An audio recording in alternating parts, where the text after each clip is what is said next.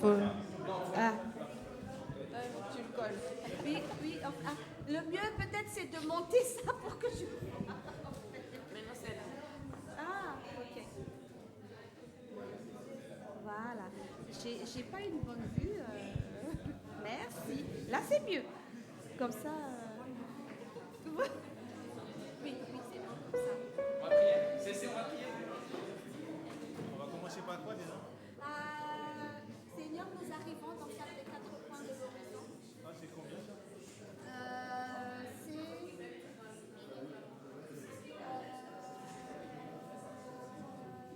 C'est Arc 214 ou GM 98.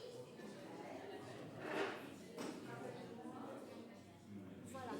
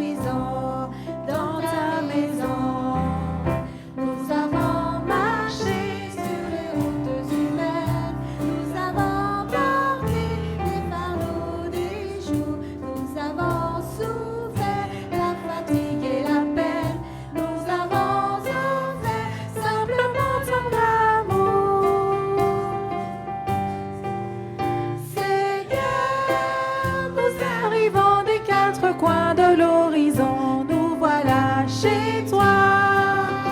Seigneur, nous arrivons des quatre coins de l'horizon dans ta maison.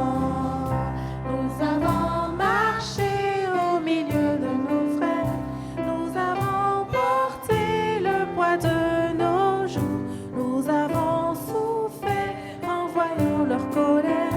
Nous avons offert simplement notre amour. Seigneur, nous arrivons des quatre coins de l'horizon, nous voilà chez toi. Seigneur, nous arrivons des quatre coins de l'horizon, dans ta maison.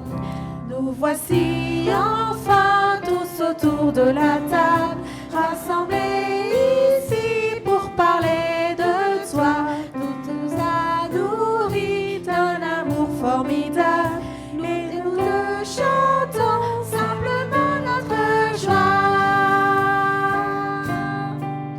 Seigneur, nous arrivons des quatre coins de l'horizon, nous voilà chez toi. Seigneur, nous arrivons des quatre coins de l'horizon, dans ta maison. Nous...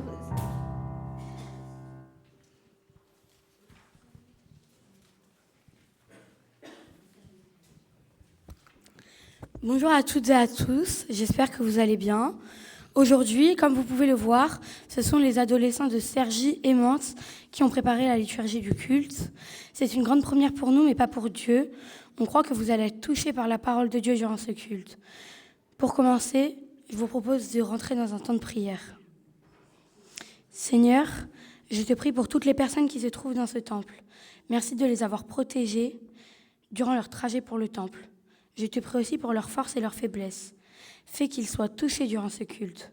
On veut qu'aujourd'hui, on ne parle pas grâce à notre cerveau, mais grâce à notre foi. Je vous propose maintenant à confesser la foi de l'Église.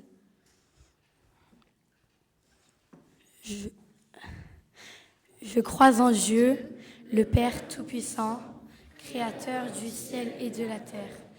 Je crois en Jésus-Christ, son Fils unique, notre Seigneur, qui a été conçu du Saint-Esprit et qui est né de la Vierge Marie. Il a souffert sous Ponce Pilate, il a été crucifié, il est mort, il a été enseveli, il est descendu aux enfers. Le troisième jour, il est ressuscité des morts. Il est monté au ciel, il siège à la droite de Dieu, le Père Tout-Puissant. De là, il viendra pour juger les vivants et les morts. Je crois au Saint-Esprit, la Sainte Église universelle, la communion des saints, la rémission des péchés et la résurrection de la chair et la vie éternelle. Amen.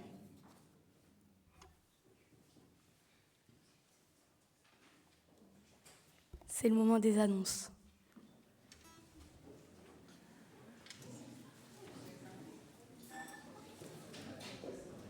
Bonjour à tous. Merci les enfants d'être aussi nombreux, les ados aussi. Et on est heureux d'accueillir également les ados de Cergy aussi ce matin avec la pasteur Aurélie. Donc du coup, vous êtes bienvenus.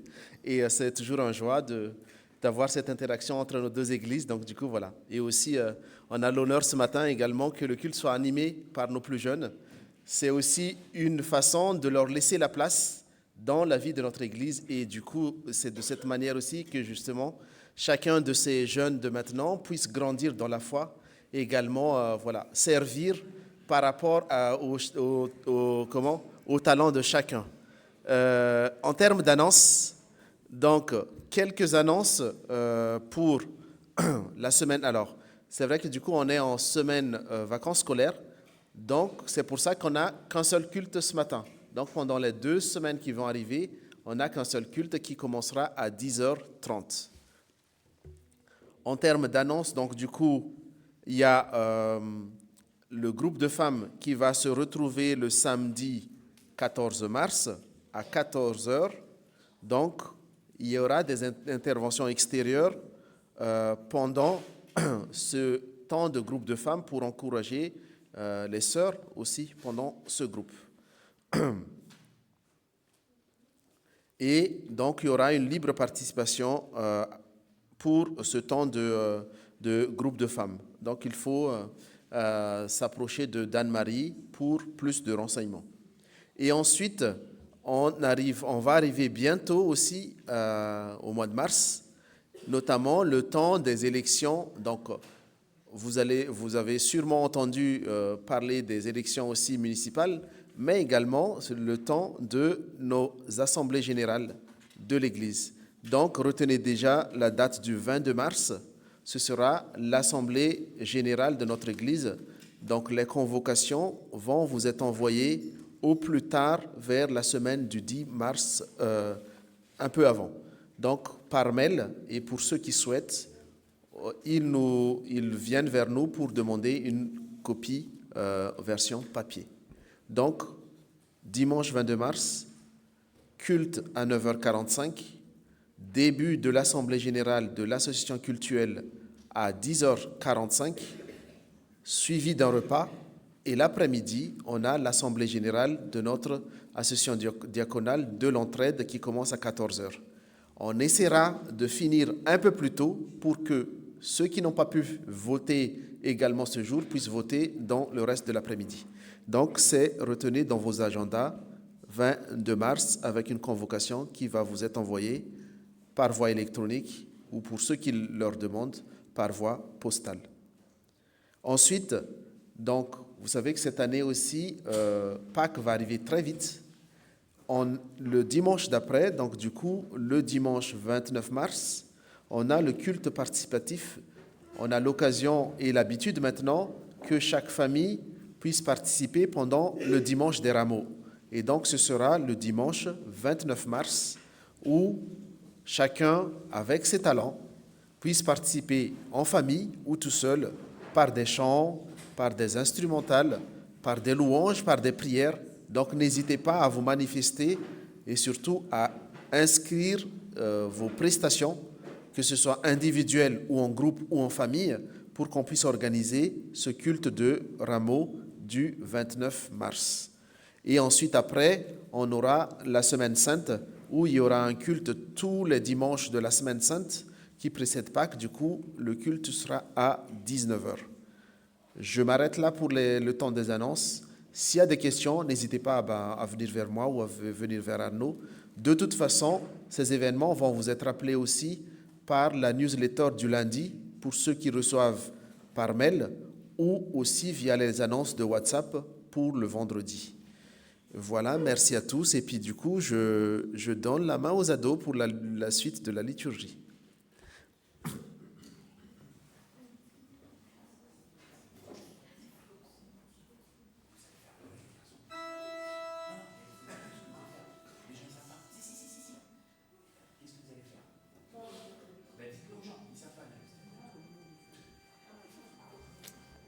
Nous avons notre moment d'offrande.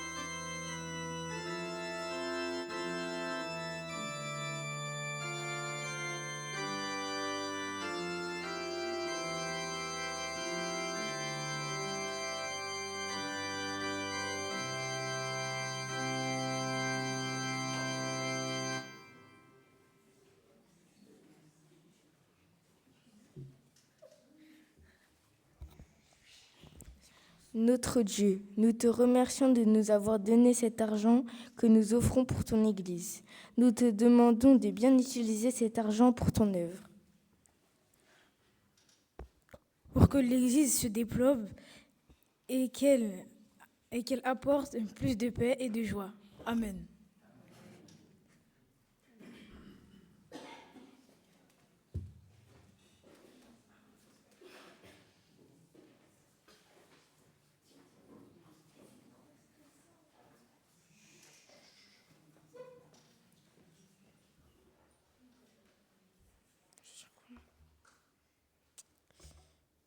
Voici la volonté du Seigneur dans le livre de l'Exode. Les 10 commandements. 1. Voici les paroles que Dieu s'adressa à Israël. Je suis le Seigneur ton Dieu, c'est moi qui t'ai fait sortir d'Égypte où tu étais esclave. Tu n'adoreras pas d'autre Dieu que moi. Tu ne fabriqueras aucune idole, aucune représentation de ce qui est dans les cieux, sur la terre ou dans l'eau sous la terre. Tu ne te prosterneras pas devant des statues de ce genre. Tu ne les adoreras pas. En effet, je suis le Seigneur, ton Dieu, un Dieu exclusif. Je punis la faute de ceux qui me détestent. J'interviens contre eux et leurs descendants, jusqu'à la 3e ou la 4e génération, mais je traite avec bonté pendant 1000 générations ceux qui m'aiment et obéissent à mes commandements. Tu ne prononceras pas mon nom de manière abusive, car moi, le Seigneur de ton Dieu, je tiens pour coupable celui qui agit ainsi. Souviens-toi du jour du sabbat pour me le réserver. Tu as 6 jours pour travailler et faire tout ton ouvrage. Le 7e jour, c'est le sabbat qui m'est réservé à moi, le Seigneur ton Dieu. Tu ne feras aucun travail ce jour-là, ni à toi, ni ton fils, ni ta fille, ni tes serviteurs ou servantes, ni ton bétail, ni l'immigré qui réside chez toi. Car en ces jours, j'ai créé les cieux, la terre, la mer et tout ce qu'ils contiennent. Puis je me suis reposé le 7e jour. C'est pourquoi moi, le Seigneur, j'ai béni le jour du sabbat et je veux qu'il me soit réservé. Respecte ton père et ta mère, afin de jouir d'une longue vie dans le pays que moi, le Seigneur ton Dieu, je te donne. Tu ne commettras pas de meurtre, tu ne commettras pas d'adultère, tu ne commettras pas de vol, tu ne prononceras pas de faux témoignages contre ton prochain. Tu ne convoiteras rien de ce qui appartient à ton prochain, ni sa maison, ni sa femme, ni son serviteur, ni sa servante, ni son bœuf, ni son âne. Frères et sœurs, confessons nos péchés en priant. Père, pardonne-nous les fautes que nous avons pu commettre quand nous adorons et nous prosternerons aux pieds de faux dieux de mensonges. Quand nous nous servons de ton nom en vain, lorsque nous proclamons de faux témoignages, que nous mentons à nos péchés, mères et proches. Lorsque nous voulons certaines choses, lorsque nous désirons quelque chose et mentons pour l'obtenir. Pour toutes ces fautes, Seigneur, pardonne-nous. Nous t'en conjurons et nous reconnaissons nos torts. En Jésus-Christ. Amen.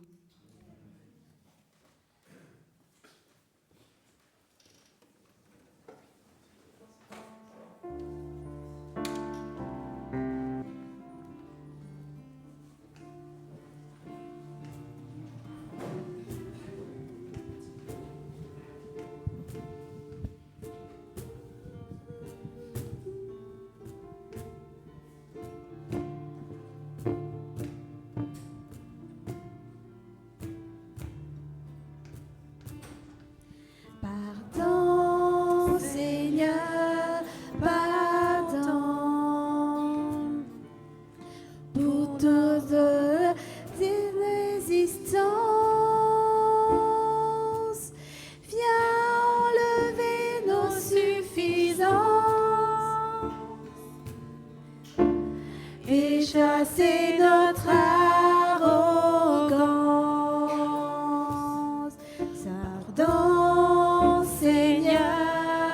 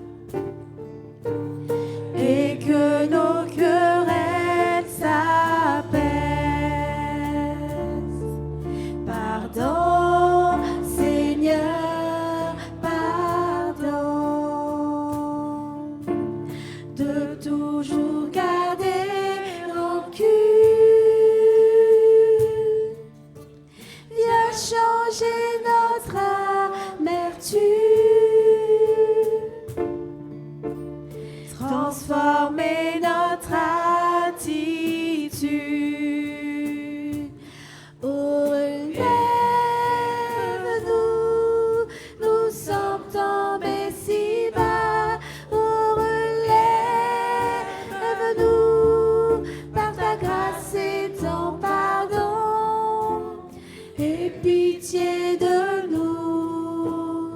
Nous nous humilions devant toi.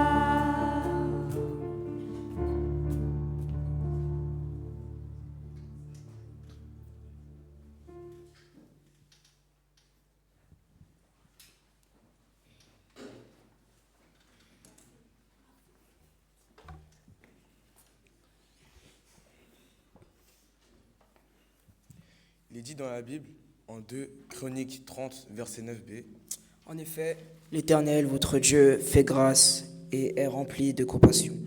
Il ne se détournera pas de vous si vous revenez à lui. En ayant compris ce verset, vous comprenez que Dieu vous pardonne en Jésus-Christ. Amen.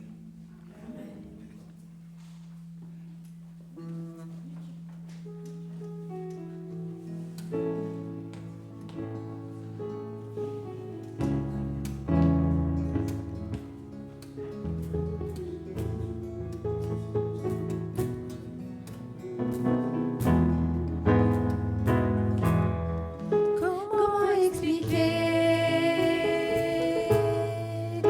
et comment décrire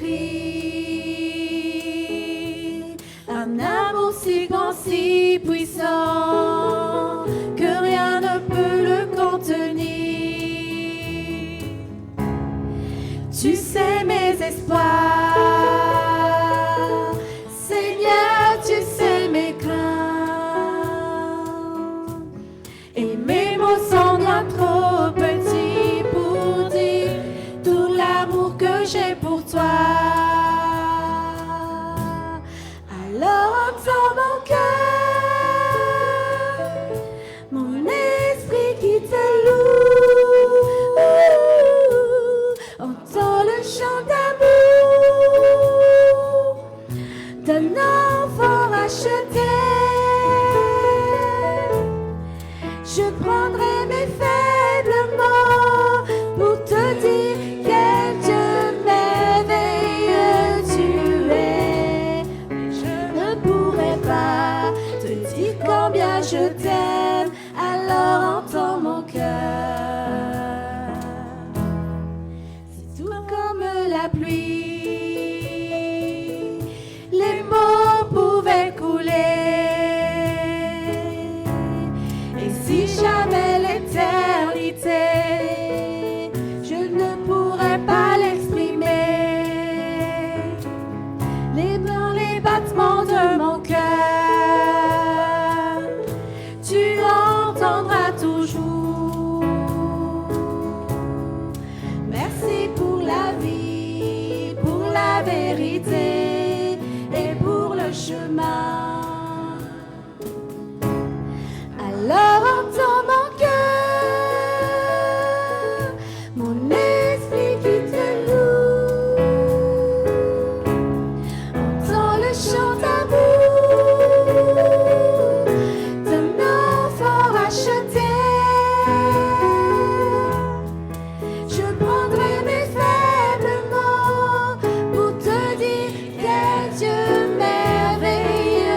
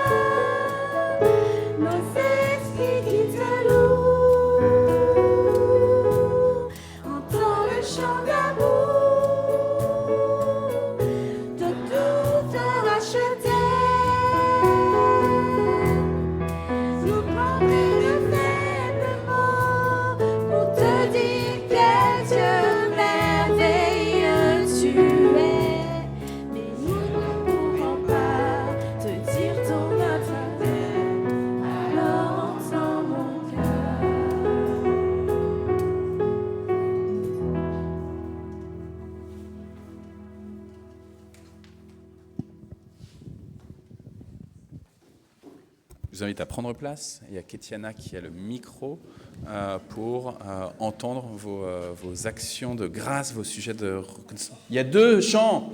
Oh là là, merci Ouella. Donc on reprend place, pardon. C'est juste après, toi. Je suis désolé, pardon.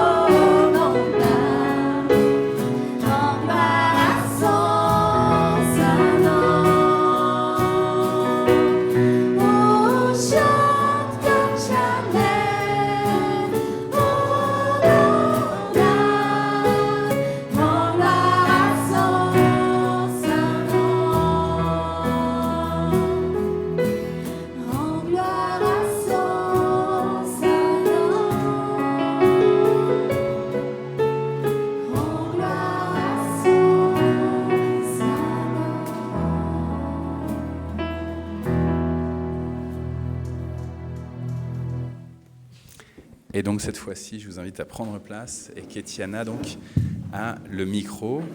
Donc si quelqu'un veut exprimer un sujet de reconnaissance, dire voilà cette semaine, alors Kétiana, je vois qu'il y a Nicole là-bas qui a déjà levé la main. Donc cette semaine, je sens que j'ai vécu quelque chose, que le Seigneur m'a délivré d'un obstacle, que le Seigneur m'a restauré, que le Seigneur, je ne sais pas ce que le Seigneur a fait dans votre vie cette semaine. L'idée, c'est de pouvoir encourager les frères et les sœurs. Oui, je remercie le Seigneur encore une fois parce qu'il m'a protégée. Tant de fois, j'ai failli m'assommer et tomber. Il y a 15 jours, donc ils ont fait des nouveaux travaux dans la maison et la porte-fenêtre qui s'ouvre, il faut enjamber voilà. Il y a un petit pas de porte pour aller sur ton balcon. Hein. Et le samedi soir, là, j'avais oublié d'aller chercher les bouteilles de lait au balcon. J'y vais encore, pourtant, je le fais ça 10-15 fois par jour. J'ai raté ça. Je suis tombée, je me suis étalée complètement, les genoux, le genou, les jambes saignaient, ma tête a été basculée en face. J'ai hurlé ma tête, j'ai dit oh là là. Et Lydie, Alain venait d'aller dans la chambre, Lydie, elle a crié, Alain, viens vite, Nicole est tombée. Et j'ai dit merci Seigneur, encore une fois tu m'as gardée, je ne suis pas morte, tu m'as gardée en vie. Je remercie Seigneur parce qu'on ne prie jamais en vain, il nous garde tous, ses enfants, il nous protège. Des fois on le voit, des fois on ne le voit pas, mais là, il m'a vraiment encore gardée. Et je trouve intéressant, Nicole, que tu dises, tu as tout de suite été dans l'action de grâce. Moi, quand je tombe, je vais plutôt me dire « Ah, mais qu'est-ce que j'ai fait ? Qu'est-ce que j'ai fait au bon Dieu pour tomber ? Pour me prendre les pieds moi-même, un pied contre l'autre, etc. » Et là, tu as tout de suite plutôt été dans la reconnaissance de « Dieu m'a préservé ma vie. » Encore une fois, combien de fois j'aurais dû mourir. Merci des encouragements. Valentina, c'est un tout petit peu trop fort le volume. Il faut que tu diminues un petit peu. Peut-être, à mon avis, c'est le principal. Donc, le bouton qui est le plus à ta droite, le bouton de volume, je pense que là, c'est... Voilà. Il y a un tout petit peu moins de réverbération comme ça. Bravo, Valentina. Tu débrouilles très bien pour la toute première fois que tu fais ça. Tu vas être on va t'embaucher. Andrea. Du coup, je suis un peu aussi dans la lancée de ce que disait Nicole. Donc, vendredi matin, comme d'habitude, en fait, c'est moi qui me lève le premier. Je prends en premier une douche, et puis après, c'est les enfants. On a des timings assez serrés. Et en sortant de la douche, on a une douche italienne. J'ai touché la porte, tous les vitres ont été en petits morceaux. J'avais plein, et heureusement que j'avais juste quelques égratignures, mais la douche était... tout a été abîmé, je ne comprenais pas qu'est-ce qui s'est passé, et le Seigneur m'a préservé en tout cas. Et ma femme, elle dit, si t'es arrivé quelque chose, on ne saura pas du tout. Donc, mais en tout cas... Et puis Mathieu, du coup, a vu au premier, parce que c'est lui qui doit faire la douche après, il dit, donc je crois que ça ne sera pas tout de suite que je vais prendre ma douche. Et mine de rien, c'est quand même, j'ai pesé, c'est quand même à peu près 25 kilos de glace, parce que mine de rien, c'est lourd. Et j'avais juste quelques égratignures. En tout cas, merci Seigneur. Merci André de le partager. Merci vraiment. Est-ce qu'il y a un autre sujet d'action de grâce, de reconnaissance ? Kétiana, elle a envie de faire ses 10 000 pas, hein, donc allez-y, hein, levez les mains pour que Kétiana elle puisse aller vers vous. Alors moi, je vais faire une action de grâce. On a eu, dimanche dernier, il y avait Esther qui avait son anniversaire, je vous l'avais dit pendant le culte. Du coup, elle avait ses camarades qui sont venus, dont Valentina, qui sont venus hier. Et pour préparer tout ça, il a fallu que je bosse pendant 2 nuits de suite. Concrètement, quand je suis fatigué, que j'ai pas assez dormi, en dehors du fait que je peux balbutier, comme là vous m'avez entendu là un tout petit peu, je peux être assez irritable. Et je vous avoue que je craignais un tout petit peu parce qu'il y avait les ados qui arrivaient hier à 18h avec la pasteur Aurélie, nos ados, nos collégiens et ceux de Cergy. Et je me suis dit, dans quel état je vais être ? Et en fait, alors il y a une fois où il a fallu que j'hausse le ton un petit peu pour qu'on accélère sur la préparation du culte là, de ce matin. Mais j'étais assez content. Le Seigneur a permis que je ne sois pas trop irritable, irrité et irritant pour les autres. Donc merci Seigneur et merci aux ados qui ont été vraiment parfaits. Vous vous êtes couchés en plus pas trop tard. Vous n'avez pas fait du bruit pendant toute la nuit. En tout cas, j'ai pas entendu. Donc gloire à Dieu. Est-ce qu'il y a un autre sujet de... Non ? Ok. Katiana, je vais te prendre le... On va passer au temps de prédication. Hein. Et je vous propose de prier avant. Seigneur, béni sois-tu pour cette occasion que tu nous accordes de pouvoir lire la Bible ensemble, d'être nourris par ces enseignements, d'être nourris par ces témoignages, d'être nourris par toi-même, par ta parole. Alors Seigneur, on a peut-être bien déjeuné ce matin, on a pris un bon petit déjeuner, et pourtant nous nous tenons dans ta maison en disant « Seigneur, on a faim de toi ». Alors oui, creuse notre appétit pour pouvoir déguster ce que tu as préparé pour nous. Donne-nous l'attention dont nous avons besoin alors que nous ouvrons cette Bible. Amen. On a eu un temps, notamment avec l'église de Cergy, l'église d'Aulnay, l'église d'Enghien, l'église de Sarcelles, autour d'enseignements de Jésus qui ne sont pas évidents à comprendre. On avait appelé ce cycle d'enseignement « Quand la fève a du mal à passer ». Quand l'enseignement il est un petit peu aride et un petit peu difficile à recevoir. Et la semaine dernière, c'était Marie-Christine qui clôturait ce cycle de prédication autour de la sexualité et de la conjugalité. C'était vraiment pas un sujet facile et je bénis le Seigneur que Marie-Christine a accepté de le prendre, que j'ai pas eu besoin de prendre ce sujet-là sur la sexualité et la conjugalité. C'est toujours plus facile quand c'est les autres qui parlent des sujets très très sensibles. Et une semaine ou deux avant, c'était le sujet de l'argent qui avait été abordé par mon ami du Havre, Luc-Antoine. Et donc, même chose, c'était vraiment, je bénis le Seigneur d'avoir eu des personnes qui ont pris des sujets compliqués. Le sujet de l'argent, c'est quand même un sujet pas évident du tout. On est rentré cette semaine dans une période un petit peu particulière. Mercredi, quand en famille, je leur dis, voilà, ça y est, on démarre cette période particulière. Il y a eu une illumination dans l'un de mes enfants qui a dit, ah mince, ça veut dire que hier c'était Mardi Gras, on n'a pas fêté Mardi Gras.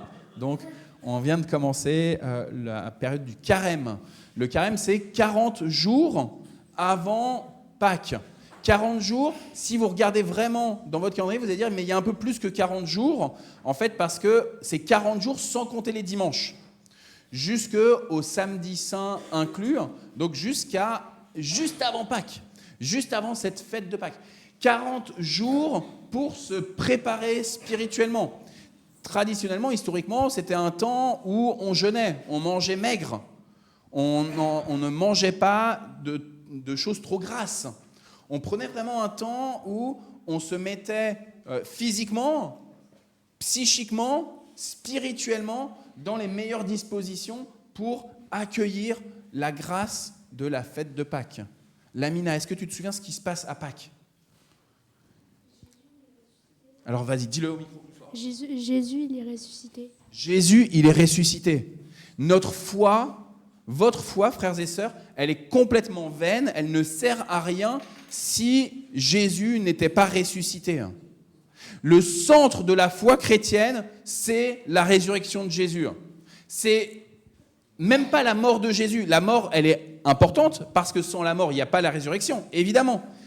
Évidemment que Noël, c'est important parce qu'il n'y aurait pas Noël, il n'y aurait pas la naissance de Jésus, il ne pourrait pas y avoir la mort, puis la résurrection. Mais le centre de la foi chrétienne, ce qui a vraiment été la parole que les disciples de Jésus, les apôtres, mais tous les disciples, tout ce qu'ils ont pu annoncer depuis le début du commencement du christianisme, ça a été de dire quelque chose d'extraordinaire est arrivé, Jésus n'est plus dans le tombeau.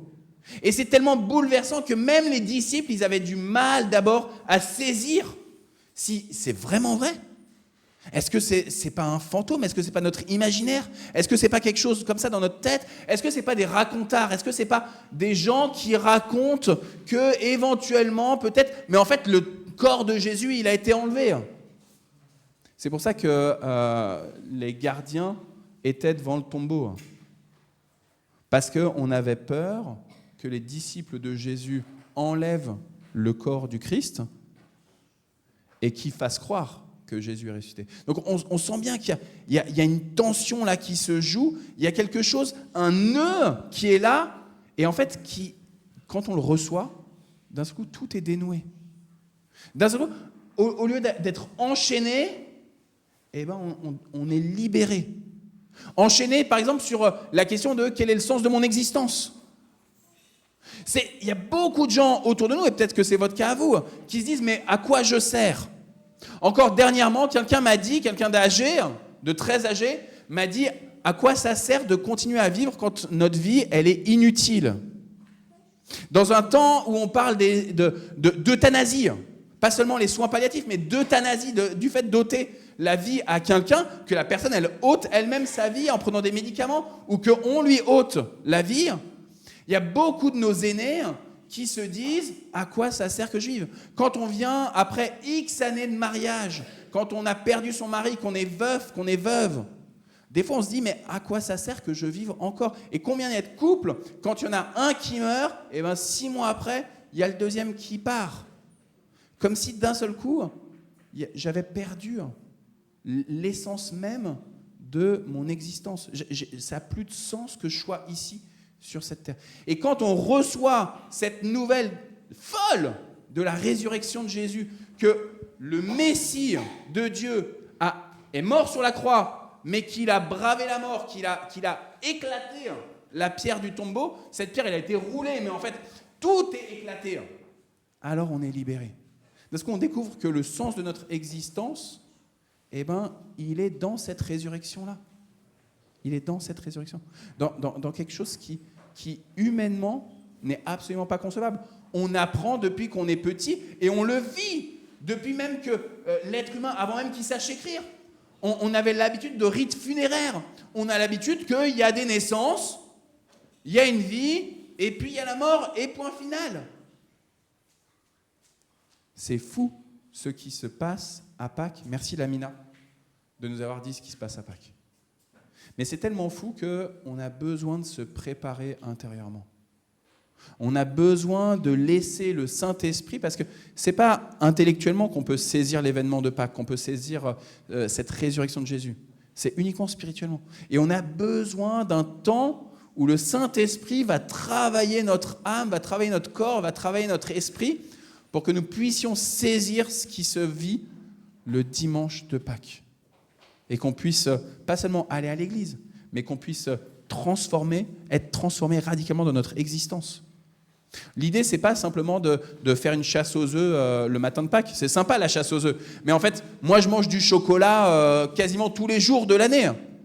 Donc, manger du chocolat le matin de Pâques, en fait, ça ne me change pas grand-chose de manger du chocolat le dimanche 22 février, comme aujourd'hui. J'ai bu mon lait au chocolat ce matin. Je ne sais pas vous. Frères et sœurs, on a besoin de ce temps de préparation. Et donc, l'Église, elle a proposé de vivre ce qu'on appelle le carême, 40 jours. Pendant ce temps de carême, on va cheminer avec nos ancêtres dans la foi, que sont les Juifs, et on va monter vers cette fête de la Pâque. On va avancer étape par étape, comme des pèlerins, on va avancer étape par étape vers cette fête de la Pâque. On va essayer de petit à petit accepter aussi qu'il y a des choses dans notre vie qui ont besoin d'être nettoyées, qu'il y a des choses qui nous entravent et que le Seigneur, il veut nous enlever tout ce qui nous empêche de marcher tranquillement avec lui. Par exemple, c'est quelque chose qui me vient en tête comme ça, notre propre ego. Je compte sur mes propres forces. Je vis parce que j'ai assez de compétences, assez de qualités, parce que j'ai bien travaillé, parce que j'ai bien préparé, parce que j'ai bien révisé. Alors, j'ai le droit d'avoir une bonne vie, parce que je me suis donné les moyens, les forces pour ça. Ça, c'est notre ego qui parle. Le Seigneur, dans la Bible, nous révèle que tout est par lui. Ce qui ne veut pas dire qu'on ne doit pas travailler, mais on doit travailler en ayant conscience que c'est le Seigneur qui pourvoit. Merci Iliam, merci Ethan. Tout à l'heure, vous avez fait les offrandes. Et quand vous êtes arriver ici. Toutes les prières, toutes les interventions, c'est les enfants qui ont écrit. C'est pas la pasteur Aurélie, c'est pas moi qui avons écrit, c'est pas Isabelle qui avons écrit. C'est les enfants qui ont tout rédigé leurs interventions là. Et hier, quand vous avez écrit cette prière pour les offrandes, eh ben vous avez marqué, et vous nous l'avez dit tout à l'heure, eh ben cet argent nous vient de toi, Seigneur. Merci de nous rappeler cela. Parce que c'est trop facile de penser que l'argent qu'on a dans nos comptes en banque, eh ben on l'a parce qu'on a bien travaillé, parce qu'on s'est donné les moyens. Donc on va cheminer étape par étape, on va monter tranquillement vers cette fête de Pâques. Je dis monter parce que dans la Bible, eh ben, il y a un endroit spécial qui est sur une colline. Il y a un endroit spécial qui est sur une colline sur lequel on a mis un temple. Est-ce que vous connaissez cet endroit spécial? Dans l'Ancien Testament, sur une colline, il y a un joli temple du Seigneur.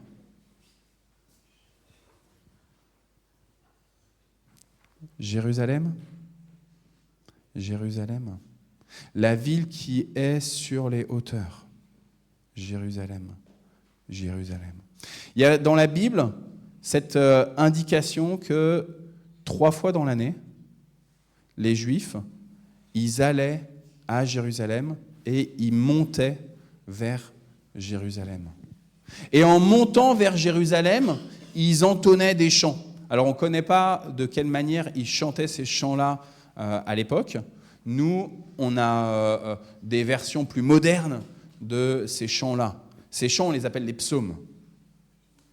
Et en particulier, il y a 15 psaumes qui sont ces chants qui étaient utilisés quand les Juifs, quand les Hébreux, ils montaient à Jérusalem pour ces 3 grandes fêtes dans l'année. Il y avait une fête, c'était la fête des tentes. Il y avait une fête, c'était Pentecôte. Il y avait une fête, c'était Pâques. Il y avait une fête, c'était Pâques. Donc on va saisir le fait de monter vers Pâques pour nous aussi aborder dimanche après dimanche, mais aussi pendant la semaine sainte. Donc tout à l'heure, Andrea, il a parlé du dimanche des Rameaux le 29 mars.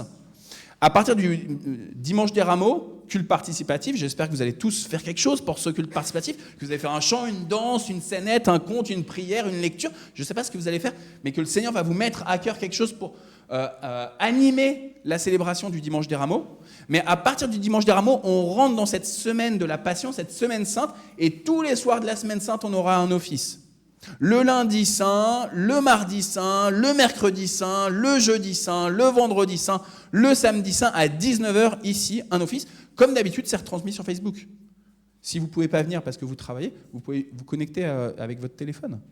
Si vous êtes sur le trajet, vous pouvez vous connecter et vivre ce moment avec le Seigneur et avec nous.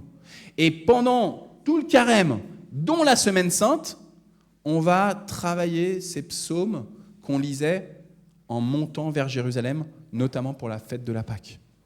Ces psaumes, on les appelle les psaumes des degrés, les psaumes des montées. C'est les psaumes qui vont du numéro 120 au numéro 134. Psaume 120, 121, 122, 123, 124, 125, 126, 127, 128, 129, 130, 131, 132, 133. 134, c'est bon, je peux passer à l'école supérieure, j'ai réussi à compter. Et aujourd'hui, on prend le psaume numéro 120. Est-ce que Esther, tu peux nous mettre, ou c'est Naoum, le psaume numéro 120, s'il te plaît, Naoum.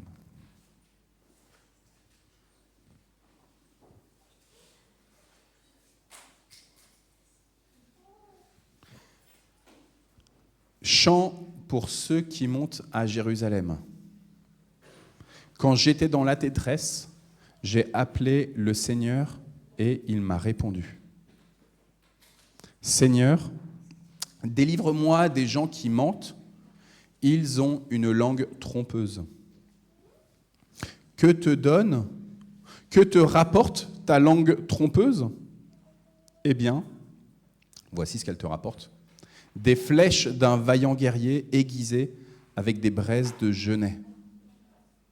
Quel malheur pour moi de séjourner à Méchec en immigré et de demeurer parmi les tentes du Kédar. J'ai habité trop longtemps parmi ceux qui détestent la paix. Moi, je parle de paix. Eux, ils choisissent la guerre. » Fin du psaume, parole du Seigneur.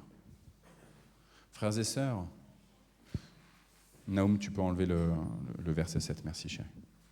Frères et sœurs, il faut imaginer donc les pèlerins qui partent de là où ils vivent pour se rendre dans la ville sainte de Jérusalem. Et ils commencent à entonner ces psaumes, et ils commencent avec ce psaume 120.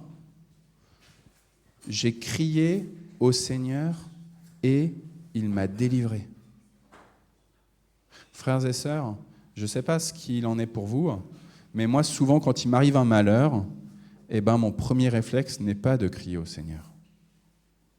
Trop souvent, quand il m'arrive malheur, comme je disais tout à l'heure, je vais me dire « Ah, quelle bêtise j'ai fait, je me suis pris les pieds dans le tapis, etc. » Après, dans un deuxième temps, je vais en vouloir à Dieu. « Ah, mais qu'est-ce que j'ai fait au bon Dieu pour mériter ça ?» Ici, le psalmiste, il dit « J'étais en difficulté et j'ai crié au Seigneur. » À mon avis, c'est un premier grand enseignement pour nous dans ce temps du carême.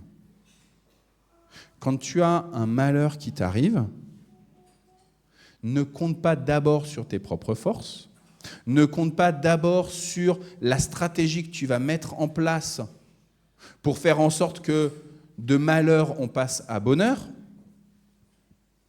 mais appelle à ton Créateur. Et ton Père qui est dans les cieux voit absolument tout. Et il entend ta prière. Il entend ta supplication. Il ne veut pas te laisser comme ça en difficulté, en galère. Ton Père qui est dans les cieux veut prendre soin de toi. Et le psalmiste nous dit quoi ? J'ai crié au Seigneur et il m'a répondu. Vous voyez ? C'est pour ça qu'on fait les actions de grâce à chaque culte, lors du deuxième culte, ou là, quand on a un culte unique, qu'on fait les actions de grâce. Parce que le Seigneur est un Dieu qui répond.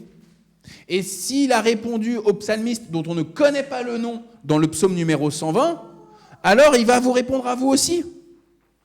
Le Seigneur n'est pas un Dieu muet. Le Seigneur, il va intervenir dans ce monde pour pouvoir vous délivrer des mains de l'oppresseur. Parce qu'on en est là, justement, avec ce psalmiste, ce psaume numéro 120. Ce psalmiste, cet homme-là, ce croyant-là, il est attaqué par des autres humains. Il est maltraité par d'autres personnes.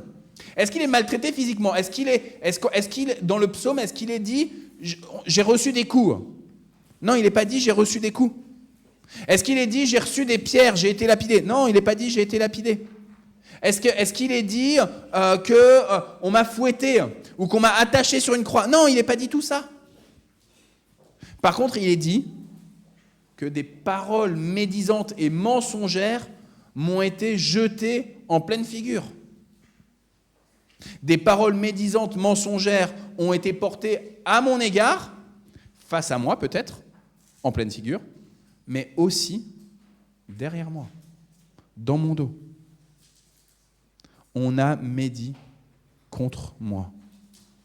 On a raconté toutes sortes d'histoires à mon égard. Et ça m'a brisé. Ça m'a brisé. Vous le savez bien, quand quelqu'un vous dit quelque chose devant vous, déjà ça vous heurte. Mais quand vous apprenez par quelqu'un d'autre qu'un tel ou un tel ou un tel, peut-être que vous croyez même être votre ami, à parler contre vous, à médire contre vous, ça fait mal.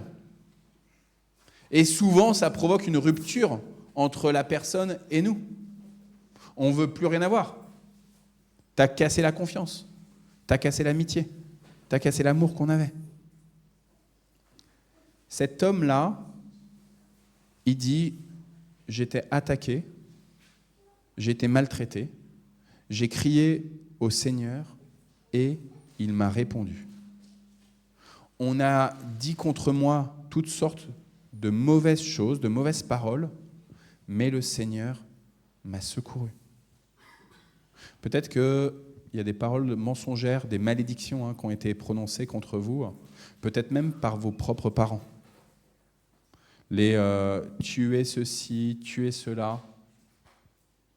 Le Seigneur, il veut vous délivrer de tout cela. Ce qui importe, c'est la seule parole d'identité en Christ. Ce qui importe, c'est la seule parole de Dieu sur vous.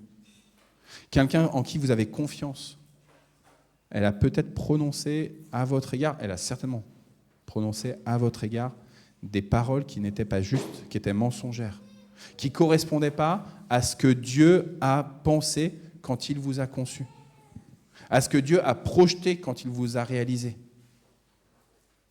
Dieu, il vous a désiré chacune et chacun, personnellement. Il vous a désiré. Moi, je me souviens que ma grand-mère, elle a eu 6 enfants. Ma maman, ça doit être celle du milieu à peu près, c'est la 4e. Après ma maman, il y avait mon oncle Patrick, que certains ont connu, qui venait s'asseoir tout le temps là, qui est décédé l'année dernière. Et après mon oncle Patrick, il y a ma tante Corinne. Entre mon oncle Patrick et ma tante Corinne, il y a un peu plus de 10 ans de différence. Et ma grand-mère, elle a toujours dit à ma tante Corinne qu'elle était un accident, qu'elle n'était pas désirée. Et puis, elle disait à l'ensemble de ses enfants, de toute façon, si il n'y avait pas eu votre père, moi, j'aurais eu un seul enfant. C'est parce qu'il a insisté pour qu'on ait une grande famille. Je peux vous dire que ça pèse sur une famille d'entendre ces paroles-là de rejet. Je ne te désire pas. T'es pas voulu. T'es un accident. Il y en a des paroles comme ça qui sont dites. Je n'attends de toi que ceci ou que cela, et à nouveau, tu me déçois. Les paroles comme ça où on nous dit « tu déçois », et ça blesse.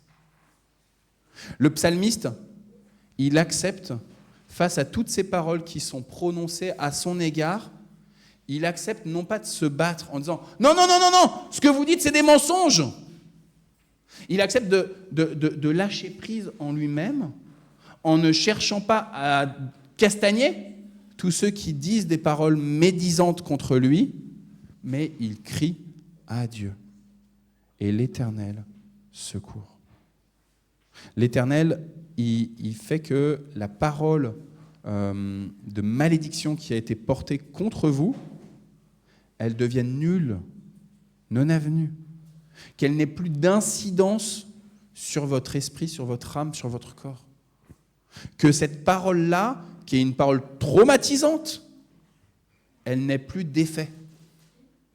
Dieu, lui, parle et ça provoque des effets. Il nous a donné cette capacité que nos paroles, elles provoquent des effets. Ça fait partie aussi du fait qu'on est la création de Dieu, qu'on est à l'image de Dieu. On a une parole qui crée comme Dieu a créé par sa parole. Mais Dieu, parce qu'il est au-dessus de nous-mêmes, il est capable de faire arrêter nos propres paroles, en tout cas l'effet de nos propres paroles. Peut-être qu'il y a encore des gens qui vont continuer encore à dire des mauvaises choses contre vous, mais d'un seul coup, ça ne vous atteint plus. Comme des flèches qui ne peuvent plus atteindre le tréfonds de votre âme. Le psalmiste, dont on ne connaît pas le nom, je vous l'ai dit tout à l'heure, donc ça peut être chacun d'entre vous, puisqu'on ne connaît pas le nom. Le psalmiste, il accepte de demander à Dieu d'être secouru, et Dieu le secourt. Il regarde là où il est. Il sait que le pays dans lequel il est, c'est un pays où il est rejeté, où on ne l'aime pas. Alors il parle de 2 pays. Il y en a un, en fait, c'est au niveau de la Turquie actuelle. C'est une partie, une petite région donc en Asie mineure. Et l'autre, c'est en Arabie, sur la péninsule arabique. Ça veut dire que le psalmiste, il n'habite pas dans le territoire de Canaan. Il part de son pays pour aller vraiment à Jérusalem, pour changer de pays, pour aller à Jérusalem. Et il constate que dans son pays, là où il retournera certainement après être monté à Jérusalem, et ben dans son pays, il n'a pas que des amis. Mais il le sait, c'est le Seigneur qui l'a placé dans ce pays-là. Je n'ai pas que des amis là où je me trouve, là où je me situe. Mais Dieu me l'a placé ici parce qu'il a un bon plan pour que je sois ici, dans cet endroit-là. Ça peut être l'endroit où vous vivez, hein. Ça peut être l'endroit où vous travaillez, hein. Ça peut être l'endroit où vous avez des activités, vos passions, vos hobbies. Quel que soit l'endroit où vous vous situez, le Seigneur a un plan pour vous dans ce lieu-là. Et pourtant, il n'y a pas que des copains. Alors qu'est-ce que tu fais ? Est-ce que tu vas faire comme le psalmiste, justement, à dire « J'appelle le Seigneur. Je reconnais devant mon Dieu que j'ai des ennemis. Et que du coup, je lui confie mes ennemis. Et que je lui confie à la fois mes ennemis et que je lui confie la détresse de mon âme. Le fait que les paroles de mes ennemis, eh ben, elles provoquent chez moi une culpabilité, elles provoquent chez moi une brisure, un trauma. Est-ce que je regarde en face et que j'ose confier à Dieu tous mes traumas ? Moi, je vous avoue que, personnellement, je vais plutôt avoir tendance à aller voir un médecin de l'âme pour guérir de mes traumas. Je vais plutôt aller discuter avec quelqu'un pour guérir de mes traumas. C'est pas bon, c'est pas mauvais de faire ça, hein. Mais là, le psalmiste, il nous donne une leçon. Adresse-toi au Seigneur. Et peut-être que le Seigneur, en effet, il va faire en sorte qu'il vous mette un psychologue pour que vous puissiez faire un travail avec un spécialiste de l'âme. Peut-être qu'il va vous mettre un frère ou une sœur de l'église que vous connaissez bien établie, peut-être un frère ou une sœur en Christ que vous ne connaissez pas, et qui, sur le métro, à la station de bus ou quoi que ce soit, va vous donner une parole qui va vous restaurer, vous libérer. Frères et sœurs, adressez-vous à l'Éternel et confiez-lui tout ce qu'on a pu dire contre vous. Confiez-le lui. Osez lui dire, telle personne m'a blessé. Ça ne sert à rien de le dire comme ça, que moi j'aille voir Emmanuel en lui disant « Oh là là, Emmanuel, il y a Ethan, il m'a blessé. Hein. » En fait, ça ne sert à rien que je rajoute un regard négatif de Emmanuel sur Ethan. Ça ne sert absolument à rien, ça ne va pas me guérir mon trauma. Par contre, je peux demander au Seigneur, et probablement que Emmanuel, alors même qu'il ne s'en rende même pas compte, eh ben, il va me dire une parole qui va me guérir du trauma que Ethan il a provoqué en moi. Il n'y a pas de trauma entre nous ou quoi que ce soit. Hein. C'était juste un exemple parce qu'ils sont devant moi, hein, d'accord ? Ethan, tu sais que je t'aime. Hein. Frères et sœurs, le psalmiste, il ose se confier en l'Éternel parce qu'il sait ce qui est juste et bon dans le regard de Dieu pour lui-même, mais aussi pour toute l'humanité. Et c'est quoi ce qui est bon pour lui-même et pour toute l'humanité ? C'est la paix, la paix, la paix. Dieu, quand il a conçu le monde, il a dit que c'était juste et bon ce monde parce que c'est un monde en paix qu'il a conçu. Parce qu'il aspire pour chacune et chacun d'entre vous que vous puissiez être en paix déjà en vous-même. Alors qu'on est dans une société, on n'est plus dans la société du zapping, on est dans la société du scrolling là. On est dans la société du short, dans la société où tout doit aller tellement vite, où on n'a pas le temps, dans la société où on est sursollicité et où on n'a tellement pas le temps qu'on fait appel à l'IA pour aller plus vite. Parce que sinon, on manque de temps. On manque de temps. Je ne sais pas, on manque de temps pour faire quoi, mais on manque de temps. Dans cette société-là dans laquelle on se situe à l'heure actuelle, Dieu veut te donner sa paix. Et pour ceux qui ne le savent pas, Jérusalem, cette ville dans laquelle on monte là en ce moment, alors pour nous ça serait une Jérusalem spirituelle, hein. On ne va pas vraiment aller en Israël pendant le carême là, mais cette montée vers Pâques, vers cette Jérusalem céleste là, eh ben, Jérusalem porte le nom de la paix, la ville de la paix. Alors frères et sœurs, oui, confiez à l'Éternel tous les ennemis de vos âmes, de vos corps, de votre esprit. Confiez-lui vraiment et il va répondre. Bon carême à toutes et à tous. Amen.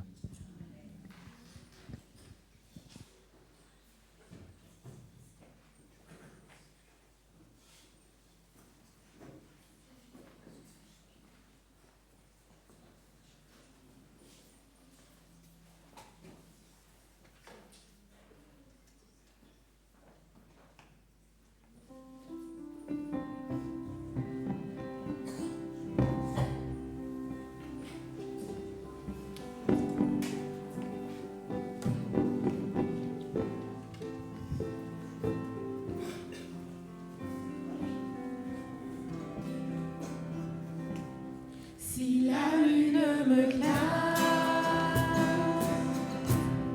et le soleil menace,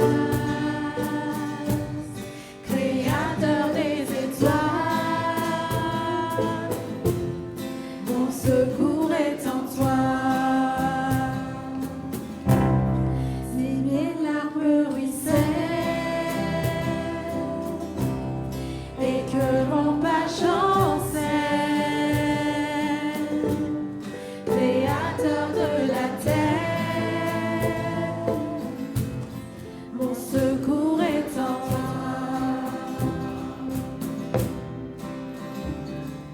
Je lève les yeux vers les hauts sommets. Toi seul est mon Dieu. Je proclamerai ton seul est ma force, toi seul me restaure, mon secours est en toi.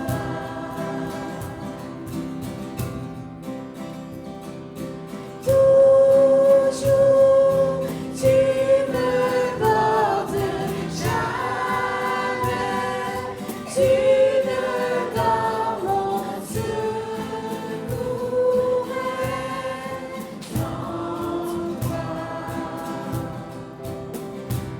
Si la peur m'envahit et mon âme chavire, Créateur de la vie, mon secours est en toi.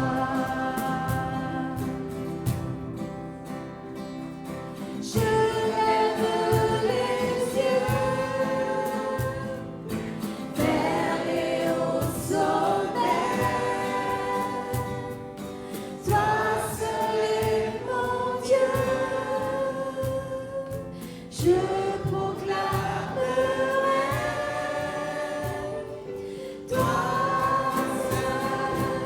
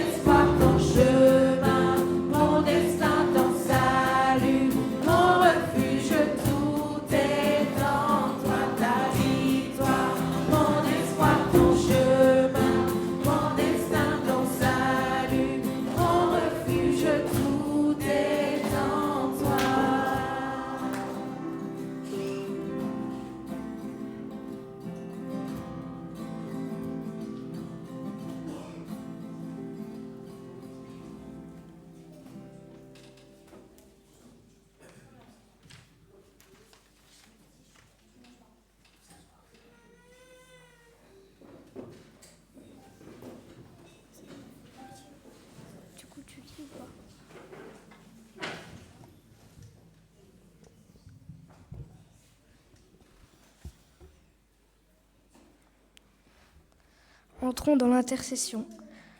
Seigneur, nous voulons te confier tous les chrétiens persécutés dans le monde qui ne peuvent pas aller t'adorer aussi facilement que nous. On te remet aussi les pays qui sont en guerre.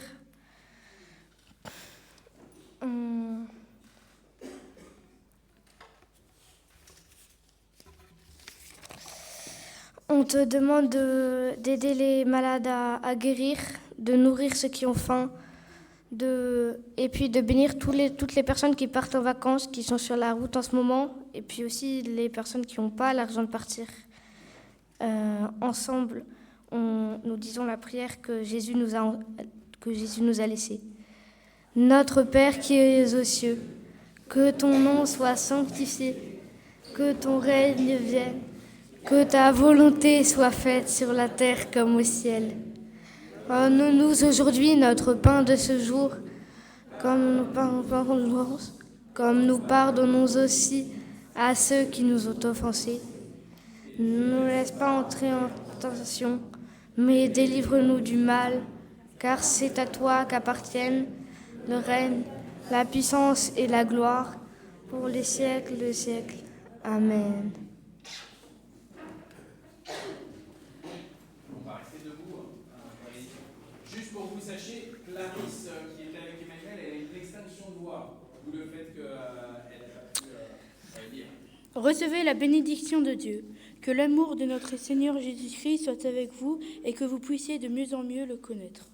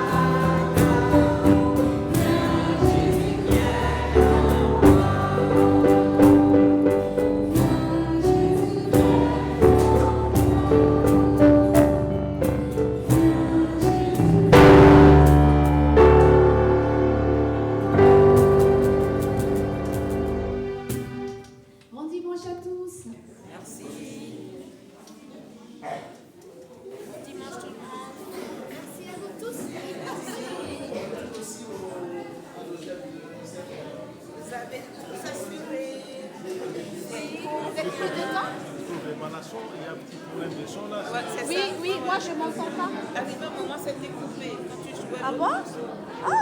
Moi je m'entends pas, mais bon. Je me cale sur toi. Et dis d'amener ton instrument, tu ne veux pas m'écouter. Moi je lui ai dit en même temps que c'est mieux ça. Bonjour.